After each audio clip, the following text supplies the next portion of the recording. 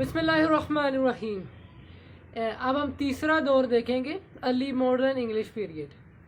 ये middle English के बाद आया है। मिडिल इंग्लिश में मिडीवियल पीरियड्स ख़त्म हो जाते हैं, यहाँ से फिर रेनेसेंस शुरू होती है। जहाँ रेनेसेंस शुरू होती है और मिडीवियल पीरियड ख़त्म होते हैं। ये एक आम फहम सा एक फ़र्क है कि मिडीवल पीरियड्स वो होते हैं जिनमें जो डार्क एजिस से रेनेसांस तक आते हैं, वो उन्हें कहते हैं मिडीवल पीरियड्स। वो मिडीवल एजिस है, उसका जो उसमें लिटरेचर पैदा हुआ है वो मिडीवल लिटरेचर है। यहाँ से ये रेनेसेंस शुरू होता है, ये अर्ली मॉडर्न इंग्लिश है।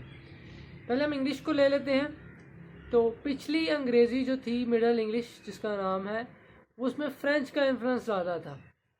यहाँ आकर ये होता है ट्यूडर पीरियड में, ये बनता है 1485 से और ये जाता है 1715 तक। कुछ के नज़दीक ये अर्ली मॉडर्न पीरियड 1444 तक जाता है, जब जॉनसन की डिक्शनरी मंजरेआम पर आती है। इस दौरान हुआ क्या है, इसे क्यों ऐसे कहा जाता है? एक तो इसकी बड़ी वजह वही है कि पिछली में फ़्रेंच का ज़्यादा असर था, इसमें ज़्यादा लातीनी ज़बान का है। चूँकि रेनेसेंस है और वहाँ से ट्रांसलेशंस हो रही हैं, ज़बान इधर मुंतकिल हो रही है। पिछले पीरियड में चौसर लेके आया था ज़बान में अल्फाज और ज़ख़ीरा। कहाँ से? इटालियन से, फ्रेंच से। ज़्यादा फ्रेंच से ही आया था। उसकी वजह फ्रेंच गवर्नमेंट भी थी, फ्रेंच पॉलिसीज़ भी थी, वो फ्रेंच स्कूल में पढ़ाई जा रही थी वो भी थी। लेकिन अब क्या है, अब रेनेसेंस है तो जो लैटिन लिटरेचर इंग्लैंड में पहुंचा है उसकी ट्रांसलेशन क्योंकि हो रही है तो उसके अल्फाज इसमें आएंगे, उसका असर होगा। ये यहाँ से अर्ली मॉडर्न इंग्लिश पैदा होती है।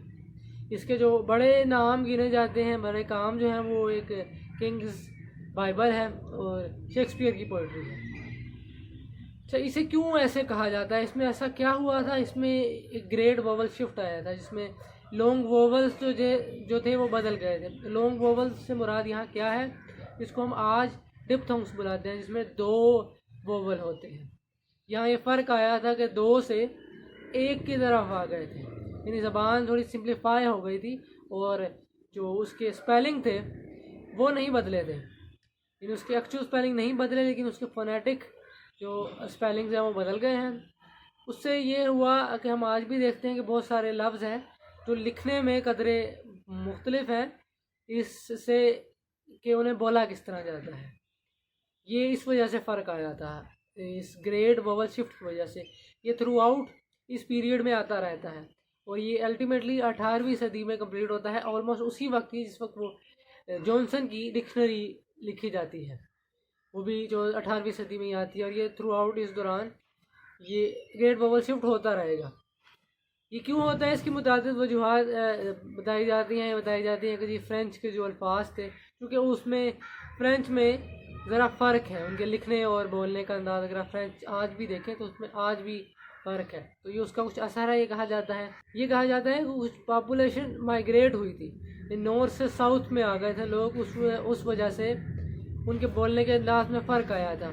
एक बात ये समझ लें कि जो ज़बान का एक मयारी डायलेक्ट, जो मयारी लहजा होता है, वो कौन सा होता है? वो होता है जो किसी यूनिवर्सिटी या किसी लिटरेरी सर्कल से एसोसिएटेड होता है।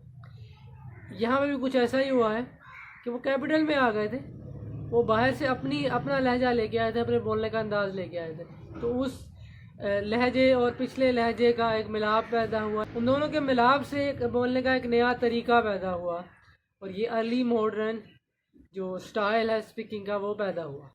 इसमें हाइपर करेक्शन का भी एक मामला है। हाइपर करेक्शन क्या है? हाइपर करेक्शन ये हम आज भी देखते हैं कि हमारे यहाँ कुछ लोग जोर देते हैं कि ये अंग्रेज़ी का ये फ़लाँ लफ्ज़ ऐसे नहीं ऐसे बोला जाता है जी, प्रोनाउंसिएशन नहीं होती, प्रोनंसिएशन होती है। तो ये जो एक चीज़ है, ये जो कॉन्शियसनेस है, ये एक रवैया है कि हमने इसको एक बिल्कुल ठीक बोलना है, ज़रा सी भी गलती ना हो।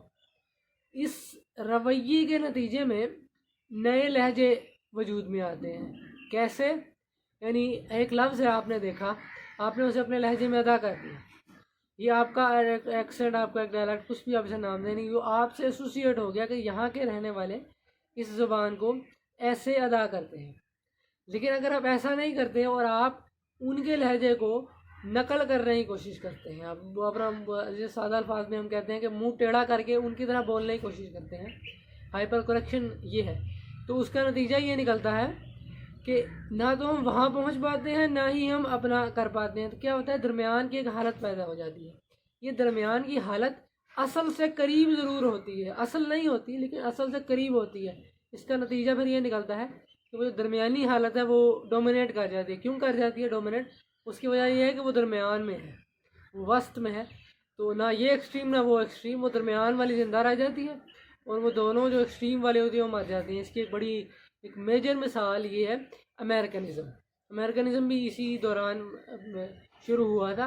अमेरिकनिज़म ये है कि ज़बान, अंग्रेज़ी ज़बान, चूँकि अमेरिका भी कॉलोनी थी, ज़बान वहाँ गई और फिर वहाँ उस ज़बान में तब्दीली आई। हम आम फ़र्क देखते हैं कि अमेरिकन और ब्रिटिश इंग्लिश में फ़र्क है। वो फ़र्क क्यों आया? वो अमेरिकनिज़म है। ये अमेरिकनिज़म डोमिनेट कर गया दुनिया में। अमेरिकन जो लैंग्वेज इंग्लिश है वो ज़्यादा बोली जाती है। उसकी मुतादिद वजूहात हैं। उसकी वजूहात हैं कि वो उसकी वजह एक ये है कि वो ज़्यादा फ्लेक्सिबल है।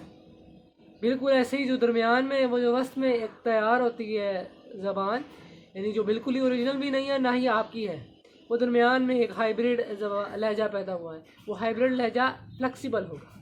यही मामला अमेरिकन अंग्रेज़ी के साथ था। इस वजह से वो डोमिनेट कर गए दुनिया पे। और आज भी लोग ब्रिटिश को वैसे कह देते हैं कि ये असल अंग्रेज़ी यही है, लेकिन वो ये बात उन्हें माननी पड़ती है कि उनके लिए ब्रिटिश बहुत मुश्किल है, और उन्हें आ जाके यहीं पे आके सेटल होना पड़ेगा कि वो वो अमेरिकन बोल लेंगे, वो अमेरिकन लिख लेंगे, क्योंकि ब्रिटिश बहुत मुश्किल है। क्यों? वो ओरिजिनल है एक एक्सट्रीम, दूसरी एक्सट्रीम जो आपकी नेटिव है, तीसरी जो जो जो वस्त में है वो अमेरिकन है, तो वो अमेरिकन को कबूल कर लेते हैं। यही हाल यहाँ पे हुआ कि वो अंग्रेज़ी में तब्दीली आ गई, बिल्कुल ऐसे जैसे अमेरिका ने अंग्रेज़ी को तब्दील कर दिया, यहाँ पे भी अंग्रेज़ी तब्दील हुई थी। मतलब इस चीज़ का नाम अमेरिकनिज़म नहीं है। अमेरिकनिज़म वही है जो अमेरिका में तब्दीली आई। इसके अलावा इसकी जो ग्रेट वॉवल शिफ्ट जो आ रहा था, इसमें भी एक डिक्शनरी लिखी गई जो कि पहली डिक्शनरी गिनी जाती है। इसमें वो अर्ली मॉडर्न वाला टच है। जो बाद में लिखी जा रही है जॉनसन के हाथों, उसमें ज़रा फ़र्क है, वो मॉडर्न हो गई। वहाँ से मॉडर्न इंग्लिश शुरू हो जाती है। ये अर्ली मॉडर्न हो गई, ये दरमियान में है।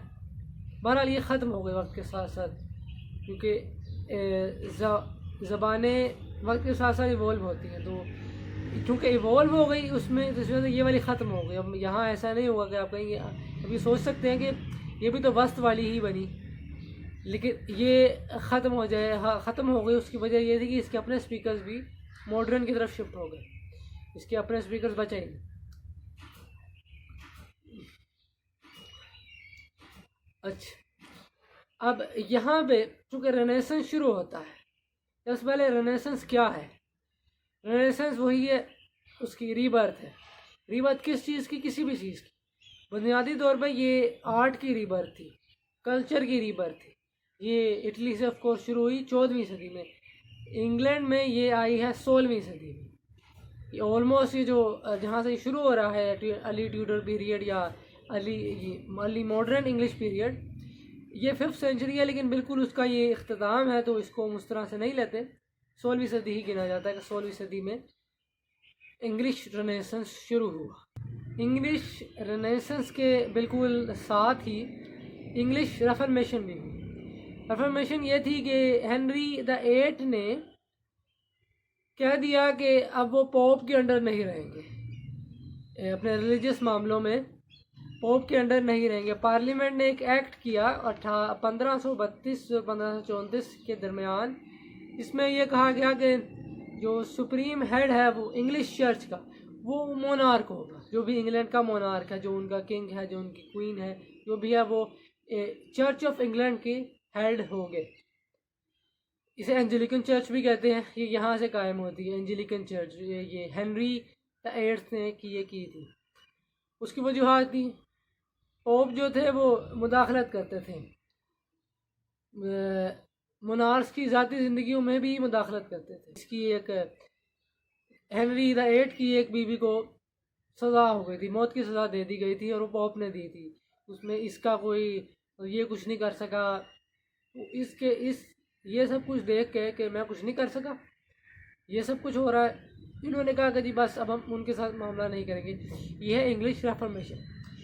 इसका ताल्लुक़ है बहुत ज़्यादा प्रोटेस्टेंटिज्म से। प्रोटेस्टेंटिज्म क्या है कि प्रोटेस्टेंट्स इटली में एक मार्टिन लूथर नामी एक प्रीस्ट ने, मार्टिन लूथर ने यह कहा कि मज़हब का या चर्च का हमारी ज़ाती और हमारी सियासी ज़िंदगी से कोई ताल्लुक़ नहीं, हमारी माशरती हमारी माशी ज़िंदगी से कोई ताल्लुक़ नहीं है। मज़हब को ज़िंदगी से अलग कर दिया। ये इससे पहले हुआ है इंग्लिश रेफर्मेशन से। इसमें कहा जाता है कि 1517 में इसकी किताब लिखी गई थी। उसके मुताबिक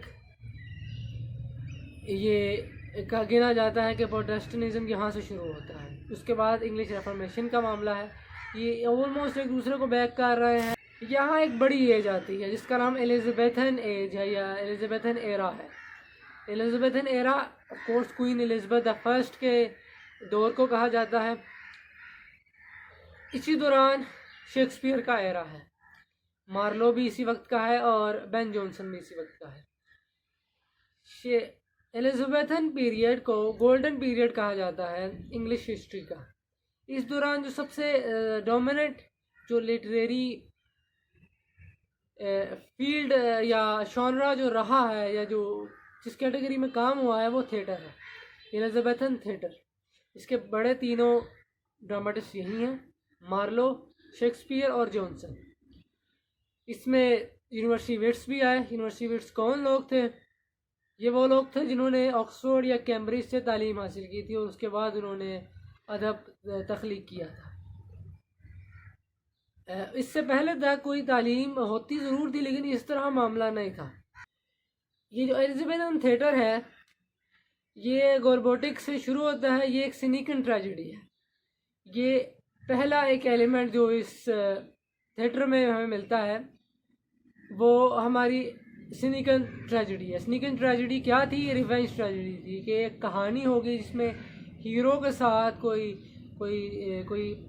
उसके करीबी के साथ कोई ट्रेजेडी हुई होगी, कोई मारा गया होगा उसका हीरो का कोई करीबी प्रोटैगनिस्ट का, और वो उसका बदला लेगा। और वूमन इसमें ब्लड का एलिमेंट होता था, वो वायलेंस वगैरह वगैरह वगैरह। ये शेक्सपियर ने भी सिनिकन ट्रेजेडीज़ लिखी। यूनिवर्सिटी विट्स में रॉबर्ट ग्रीन है, क्रिस्टोफर मार्लो है और थॉमस नैश है। ये कैम्ब्रिज से पढ़े हैं। साथ ही जॉन लिली है, थॉमस लॉज है और जॉर्ज पील है, ये ऑक्सफोर्ड से पढ़े हैं। इनकी बहुत बड़ी कंट्रीब्यूशन है रेनेसांस पीरियड में। इन्होंने प्रोज भी लिखी, पोइट्री भी पे भी काम किया, थिएटर पे भी काम किया। इस तरह जो मेजर जो तीन हमारे ड्रामाटिस्ट हैं वो क्रिस्टोफर मार्लो हैं जिनके Hero and Leander, Tamburlaine the great, Edward the second, the tragic history of doctor Faustus बड़े ड्रामे गिने जाते हैं। शेक्सपियर के Macbeth, Romeo and Juliet, Hamlet, Othello बड़े गिने जाते हैं। इसके अलावा और बहुत सारे हैं शेक्सपियर के जाने माने हैं, लेकिन ये चार बड़े गिने जाते हैं। बेन जॉनसन के वोल्पोने हैं, साइलेंट वुमेन है, एल्केमिस्ट है, every man in his humour है और every man out of his humour है। ये इसके बड़े प्लेयर्स हैं। इसके अलावा इसमें बहुत सा काम हुआ है। एक लंबी फहरिस्त है जो इस दौरान काम हुआ है। रेनेसांस पीरियड में, एज ऑफ शेक्सपियर में, ये सारा एज ऑफ शेक्सपियर है। एज ऑफ शेक्सपियर वहीं पर शुरू होता है जहाँ एलिज़ाबेथन एरा है, लेकिन ये आगे जाता है। एलिज़ाबेथन एरा एक पॉलिटिकल कॉन्सेप्ट है, जबकि हमारी लिटरेरी एज है वो एज ऑफ शेक्सपियर है। हमारा ताल्लुक ज़्यादातर लिटरेरी एज से ही होता है जो एज ऑफ शेक्सपियर है। एज ऑफ शेक्सपियर में एलिज़ाबेथन एरा और जैकोबियन एरा काउंट होता है। इसके बाद कैरोलाइन पीरियड है जिसमें एज ऑफ मिल्टन आ जाती है। ये नाम है जो हमारे कैरोलाइन और जैकोबियन एरा है, ये जेम्स वन और चार्ल्स वन के दौरे हुकूमत है। ये पॉलिटिकल नाम है, हमारा इनसे इतना वास्ता नहीं होता लेकिन वो थोड़ा बहुत शामिल हो जाता है क्योंकि इसका एक असर ज़रूर रहता है। वैसे असर कैसे रहता है कि अगर किसी मोनार्क की कोई ऐसी पॉलिसी है कि हमने अदब को फ़रोग़ देना है या कि किसी और फ़नून लतीफ़ा को, मुसव्वरी को, मसलन मुजस्मा साजी को वगैरह वगैरह वगैरह, तो अगर किसी ऐसी कोई पॉलिसी है तो उस दौर में बेहतर अदब पैदा होगा। यही मामला एलिज़ाबेथन एरा का था कि यहाँ पॉलिसी थी ऐसी कि उन्हें सपोर्ट किया जाता था। इसी वजह से यहाँ बहुत काम हुआ। और शेक्सपियर के बारे में ख़ास तौर पे मशहूर है कि वो एक दरबारी शायर था और उसने दरबार के लिए शायरी की और लिखा, और बाद में भी दरबारी शायर और दरबारी ड्रामा निगार आते रहे। ये थ्रू आउट हिस्ट्री में हर जगह चलता रहा। एलिज़ाबेथन एरा के जो मशहूर प्ले हाउसेस हैं जहाँ थिएटर प्रोड्यूस हुआ वो कौन कौन से हैं? Red Lion the theatre, Curtain theatre, Rose theatre, Swan theatre, Globe theatre, Fortune theatre और रेड बुल थिएटर। अब वक्फे से ये प्ले हाउसेस बनते रहे हैं और इनमें लिटरेचर पर ये ड्रामे दिखाए जाते रहे हैं। जो कुछ में काम हुए हैं हम उनको देख लेते हैं। तो उसमें नॉर्टन की ट्रेजेडी है, उसमें सैकवेल की ट्रेजेडी है, दोनों ने कोलैबोरेशन से काम किया। लिली के ड्रामे हैं, मार्लो के हैं, शेक्सपियर के हैं, जॉनसन के हैं, बेओबॉन्ट और फ्लेचर्स के हैं, उसमें वेबस्टर के हैं। पोइट्री में सैकवेल की पोइट्री है, गैस्ट्रोगेंस की पोइट्री है, वार्नल एविलोन की पोइट्री है, और वहाँ से एडमंड स्पेंसर की पोइट्री है, ड्रेडन की पोइट्री है, शेक्सपियर की पोइट्री है।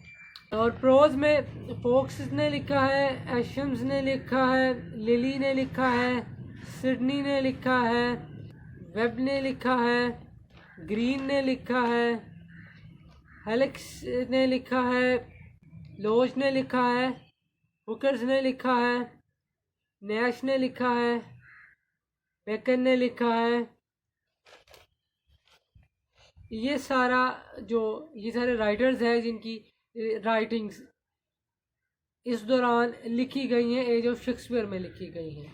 कोर्स कुछ से ज़्यादा थे, जैसे बेकन के मामले में कि बेकन का बहुत बड़ी कंट्रीब्यूशन है इंग्लिश प्रोज में, इंग्लिश फ़िलोसफी में, साइंस में, हिस्ट्री में, वगैरह वगैरह वगैरह। उसके अलावा और बहुत सा काम हुआ। मसलन जैसे मैंने बताया सिनिकन ट्रेजेडी लिखी गई, ट्रेजाई कॉमेडीज़ लिखी गई, कॉमेडीज़ लिखी गई, ट्रेजेडीज़ लिखी गई, प्योर ट्रेजेडीज़ लिखी गई, प्रोज लिखी गई, एसेज लिखे गए, क्रिटिसिज्म पे काम हुआ। उसके अलावा सोनेट्स बहुत ज़्यादा लिखे गए। ये सारी एज ऑफ शेक्सपियर है। इसके बाद एज ऑफ मिल्टन है। एज ऑफ मिल्टन भी रेनेसेंस में ही आती है। मिल्टन को बजाते खुद रेनेसेंस का आखिरी शायर कहा जाता है। इस दौरान कुछ स्पेंसेरियंस पैदा हुए, मेटाफिजिकल पोइट्स पैदा हुए और कावलियर पोइट्स पैदा हुए। ये चूँकि आखिरी फेज़ था रेनेसेंस का, ये चार्ल्स वन का ज़माना था और इसे politically simply put Jacobean era कहा जाता था। जैकोबियन एरा में प्योरिटन्स का बहुत एक बड़ा रोल मिलता है। प्योरिटन्स कौन थे? प्योरिटन्स इंग्लिश प्रोटेस्टेंट्स थे, यानी वही जो सोच थी प्रोटेस्टेंट्स की वो यहाँ पे लाना चाहते थे। प्रोटेस्टेंट्स चूँकि कहते थे कि मज़हब का कोई ताल्लुक़ नहीं है इंसान की ज़िंदगी के साथ। यहाँ क्या मामला था कि यहाँ मोनार्की थी और monarch of course church of England का या एंजेलिकन चर्च का सरबराह होता था। तो ये पार्लियामेंट के हक़ में थे कि एक पार्लियामेंट होगी, कॉमनवेल्थ बनेगी, पार्लियामेंट होगी और वो हुकूमत करेगी, एक मोनार्क नहीं होगा। और इस दौरान एक जंग सी जारी रही कॉमनवेल्थ बनाने के लिए। जो प्यूरिटन्स थे वो कॉमनवेल्थ के हक़ में थे और जवाब में जो मोनार्की के हक़ में थे शायर भी थे जिन्हें कावलियर पोइट्स कह दिया गया। कावलियर एक नाइट होता है, नाइट यानी वो जो बादशाह के लिए लड़ता है। तो ये लोग शेर व शायरी के ज़रिए से, अदब के ज़रिए से जवाब दे रहे थे, लड़ रहे थे और ये मोस्टली दरबारी ही थे। तो इस वजह से इन्हें कावलियर पोइट्स कहा गया। कावलियर पोइट्स कौन थे? Robert Herrick, Richard Lovelace, Thomas Carew, Sir John Suckling को कावलियर पोइट्स कहा गया। बाद में इन्होंने कोई इस तरह मतलब क्लेम नहीं मौजूद है कि इन्होंने ख़ुद को कहा या ये थे। उनकी जो करेक्टरिस्टिक्स खसूसियात जो उनकी शायरी में थी उसको कंपेयर करके ये कह दिया गया कि ये सारे कावलियर पोइट्स हैं, क्योंकि वो डिफेंड कर रहे थे मोनार्क को, किंग को, मोनार्की को। इसमें रॉबर्ट हेनरिक के अलावा सारे जो है वो दरबारी थे, कोर्टियर्स थे। इसमें मैंने बताया कि इनके ये डिफेंड कर रहे थे, इनके करेक्टरिस्टिक्स भी ऐसे ही थे। ये कोशिश क्या करते थे कि जो ये सिंपल ग्रेटिफिकेशन दिखाया जाए कि इसमें जी ट्रेडिशनल वर्क्स में ये मोनार्की को डिफेंड कर रहे थे, और इनके यहाँ क्लासिकल लिटरेचर से रेफरेंसेस और एलेगोरिकल वो मेंशंस मिलते थे। इनके यहाँ एक कार्पे डिएम का एक एलिमेंट मिलता था, यानी ये मोनार्की के हक में थे, क्योंकि अब उसमें शिवली का एक एलिमेंट आ जाता है मोनार्की में। एडवेंचर है, नाइटहुड है, ये सारा कुछ जो पहले से चलता आया था ये उसको अपनी शायरी में डिफेंड कर रहे थे, उसको प्रमोट कर रहे थे, उसके हक में बात कर रहे थे। इसी के साथ ही कुछ स्पेंसेरियंस थे। स्पेंसेरियंस तो बेसिकली बुनियादी तौर पर तो दो ही वैसे आता है, जो जाइल्स और फिनियस फ्लेचर, जो दो भाई थे। उसके अलावा विलियम ब्राउन, जॉन विदर, विलियम डर्मट और माइकल ड्रेडन का भी नाम आता है कि ये भी स्पेंसेरियन पोइट्स थे। इन्हें स्पेंसेरियन क्यों कहा जाता है? इनके यहाँ वो असलूब वो था, यानी इसको स्पेंसेरियन वर्स एक पैदा हुई थी। एडमंड स्पेंसर की शायरी के अंदाज से स्पेंसेरियन वर्स पैदा हुई थी, तो ये लोग उस स्पेंसेरियन वर्स पे लिखते थे, इस वजह से इन्हें सिंपली पुट स्पेंसेरियंस या followers of school of Spencer कह दिया जाता है। इन्होंने कोई इतना ख़ास मेजर काम नहीं किया, बहरहाल इनकी शायरी मौजूद है। Finally metaphysical poets. Metaphysical poets अपने दौर के बड़े शायर नहीं थे। इन्हें ड्राइडन ने अहमियत दी है, और बुनियादी तौर पे और अहम नाम के तौर पे या असल इंडोर्समेंट जो हुई है, जो असल इन्हें सराहा गया है, वो जॉनसन की तरफ से गया है। उससे पहले इन्हें नहीं माना गया था, ये इतने मकबूल नहीं थे, इतने पढ़े नहीं जाते थे। इनमें भी कोई इस तरह से कोई ख़ास एक मामला जिसे कहते हैं ना नहीं था, यानी ये किसी बस इनमें मुश्तरका खसूसियात की बुनियाद पर ही इन्हें भी एक साथ कह दिया जाता है, जैसे कावलियर और स्पेंसेरियंस को कहा जाता है। बहरहाल इनमें ये फ्री थे। आर्टिफिशियल स्टाइल्स जो ये उस वक्त तक जो कन्वेंशनल पोइट्री के स्टाइल्स आ रहे थे उनसे आज़ाद थे, उससे अलग लिखते थे। ये जो क्लासिकल ही चला आ रहा था, तो ये उससे कुछ अलग लिखते थे। ये एक आम फहम सी बात भी है कि जब आप कुछ अलग लिखते हैं तो आप अमूमन एक्सेप्ट नहीं होते हैं सर्कल्स में, सोसाइटीज़ में, अब नहीं होते। इनका भी वही वाला मामला आया था, और इसी वजह से इन्हें फिर बाद में भी मेटाफिजिकल पोइट कहा गया था। यानी मेटाफिजिकल, ये फिज़िकल से बाद की कोई बात कर रहे हैं। फिज़िकल पोइट्री से मुराद यानी ये बन गई वो पोइट्री जो हकीकत पर मबनी है, जो कि फैक्चुअल है, जो कि फ़िज़िकली एग्जिस्ट करती है, जो कि रियलिटीज़ की बात कर रही है। मेटाफिजिकल जो कि किसी माबादत तबैयात, यानी किसी सुपर फिज़िकल या मेटाफिजिकल या कोई ऐसी चीज़ जो कि फ़िज़िकली ना एग्जिस्ट करती हो या लोगों को पता ना हो, उसके बारे में हो। तो ये इनका नाम इन्हें कोई इज़्ज़त अफजाई के तौर पे नहीं कहा गया था, ये इनकी करेक्टरिस्टिक्स के नाम से इन्हें बस बुलाया गया था कि ये ऐसे ही है जैसे हो जी ये तो मेटाफिजिकल पोइट्स हैं। यानी ये कोई अजीब ही बात करते हैं, कोई नई ही बात करते हैं, ऐसे ही जैसे किसी का मजाक में किसी को बुरा कहते हुए कह दिया जाता है कि ये किसी और ही दुनिया का है। तो बिल्कुल ऐसे ही शायरी भी किसी और दुनिया की थी, ये किसी मेटाफिजिकल दुनिया की थी। तो ये कोई इज़्ज़त अफजाई नहीं थी, ये एक आयरॉनिक रिमार्क था जिसमें इन्हें ये नाम दिया गया कि ये मेटाफिजिकल वर्ड था, और ये नाम इनका पड़ गया।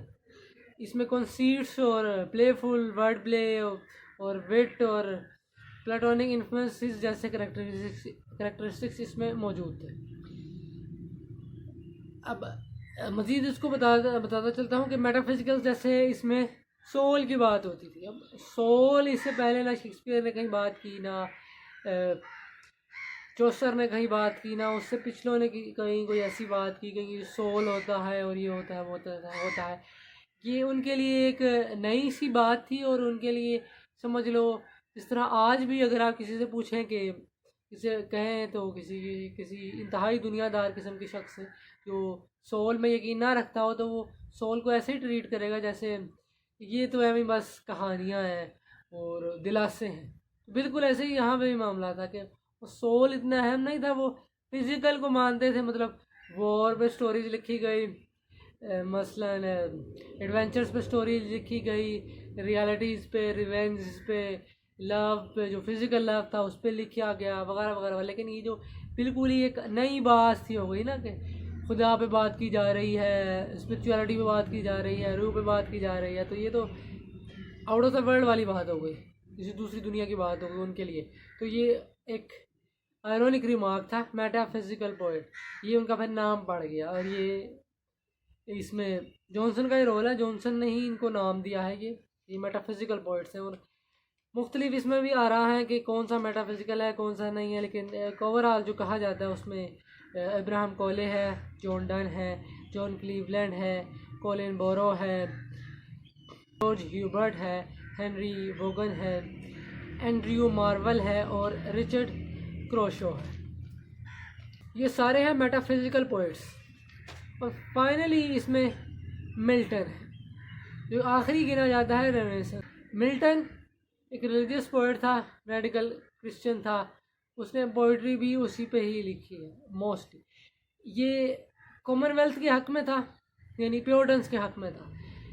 इसकी जो शुरू की शायरी है, जो पहला दौर जो गिना जाता है, वो आम सी, उसमें कोई इतना ख़ास बड़ा काम भी नहीं हुआ, ना उसकी कोई इतनी ख़ास अहमियत है। उधर उसमें the hymn on the nativity, allegorical Penseroso Lycidas और कॉमस इसकी नज़में हैं। और बाद में जो इसका सेकंड पीरियड है उसमें ये कॉमनवेल्थ के लिए काम करता रहा, प्योरिटन, इसने उन्हें डिफेंड भी किया वगैरह वगैरह वगैरह। इसने उनके लिए काम किया एज आ सिविल सर्वेंट, एज आ ब्यूरोक्रेट। और एट दी एंड जिस वक्त वो कोलैप्स हो गई, कॉमनवेल्थ कोलैप्स होने के बाद इसने अपने बड़े जो काम है जैसे कि पैराडाइज लॉस्ट, पैराडाइज रीगेन और सैमसन एग्नोसिस ये लिखी। और ये और वो एक मशहूर जो इसकी सोनेट है ऑन हिज ब्लाइंडनेस, वो भी ये बाद में लिखी थी कॉमनवेल्थ के ख़त्म हो जाने के बाद, क्योंकि वो बिल्कुल ही एक जोश में उन्होंने चार्ल्स वन को मार दिया और कॉमनवेल्थ ले आए। लेकिन कॉमनवेल्थ खुद फेल हुई और फेल होने के बाद फिर चार्ल्स द सेकंड, जिसको निकाला गया था, जो कि एग्जाइल पे था, वो वापस आया, उसने फिर से कब्ज़ा कर लिया और वो रेस्टोरेशन पीरियड वहाँ से शुरू हो जाता है। वहाँ रेनेसांस ख़त्म हो जाता है, रेस्टोरेशन पीरियड शुरू हो जाता है। वही जो ड्राइडन है उसको हम आगे देखते हैं बाद में। तो यहाँ पे ऑलमोस्ट रेस्टोरेशन पीरियड में जाने के बाद इसका ये मेजर काम है। और इसमें हिस्ट्री भी बहुत सारी लिखी गई, जैसे ये history of the rebellion and cruel civil wars in England. ये वही चीज़ जो सिविल वॉर चल रही थी, ये हम आगे इसको डिस्कस करते हैं। रेस्टोरेशन पीरियड में एथोराइज्ड वर्जन ऑफ बाइबल, विनक्लिफ की बाइबल जो थी वो विनक्लिफ ने और उसके स्टूडेंट्स ने, उसके कॉलीग्स ने मिलजुल के लिखी थी। लेकिन उसके बाद से बाकायदा चूँकि एंजेलिकन चर्च आ गई, ये हो गया वो हो गया, तो फिर वो रियासत हुकूमत जो होती थी वो बाइबल बनाती थी, इशू करती थी, उसके वर्जन होते थे वगैरह वगैरह। ये सारा मामला उसके बाद चला। और भी इसमें बहुत सारा, जैसे इंस्टोराशो मैग्ना, इसका मतलब है the great इंस्टोरेशन, the act of restoring and और रीन्यूइंग समथिंग, ये बेकन की किताब है।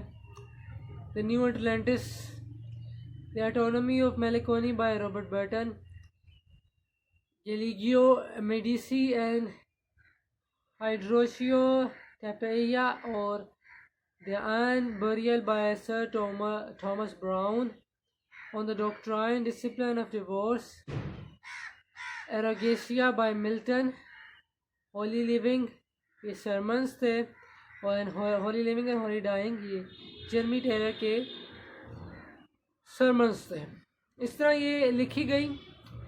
प्रोज बहुत यहाँ काम हुआ, मिल्टन ने खुद भी लिखी। इसी के साथ साथ the saints everlasting rest of puritan by Richard Baxter, the complete angler और the competitive man's recreation by Isaac Walton, history of great rebellion by Edward Hyde, earl of Clarendon. ये सारी प्रोज हैं एज ऑफ मिल्टन की। Age of Milton में commonwealth और puritans के बारे में लिखा गया, जो सिविल वॉर थी उसके बारे में लिखा गया, और रिलीजियस जो टेक्स्ट था वो लिखा गया। तो यहाँ रेनेसेंस ख़त्म हो जाता है और एज ऑफ मिल्टन भी ख़त्म हो जाती है। ये 2 एजेस हो गई, 2 इसके बाद और हैं। यहाँ एज ऑफ मिल्टन ख़त्म होती है।